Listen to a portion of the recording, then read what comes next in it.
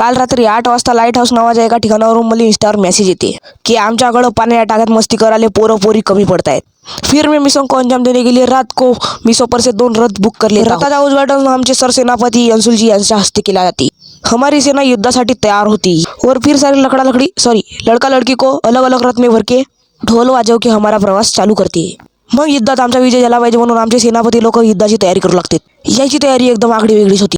मग आम्ही लाईट हाऊसच्या पार्किंगमध्ये आपले 2 रथ लावून टाकतो। इथे आमचा स्वागत प्लास्टिकच्या मचल्याच्या हाताने केला जाते। मग आपली सेना घेऊन मी युद्धाच्या दिशेने निघला जातो। इथे तर यायचं चक्कर आणून लोकांना पाडण्याचे कामं चालू होत। मग युद्धाला सुरुवात होते। एक एक करून आमचे सगळे सेनापती युद्धात सहभाग घेते।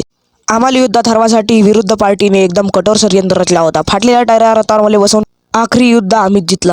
आम्ही युद्ध जिंकल्याच्या कारणानं हरिभक्तपरायण श्री आदर्श महाराज यांच्याकडून जेवणाचं नियोजन केला जाते। एवढ्या मोठ्या युद्धात जिंकण्याच्या कारण आम्हाला रात्री ऑर्केस्ट्राचा लाभ होते, जो की चेचर ग्रुपच्या आयोजित केला जाते। मग थोडीशी अंगात एनर्जी आणण्यासाठी पॅन्टच्या खिशात वाचलेली ग्लुकोजची बॉटल पिऊन घेतो। कोटी चालल्या फॉलो तर करून घ्या।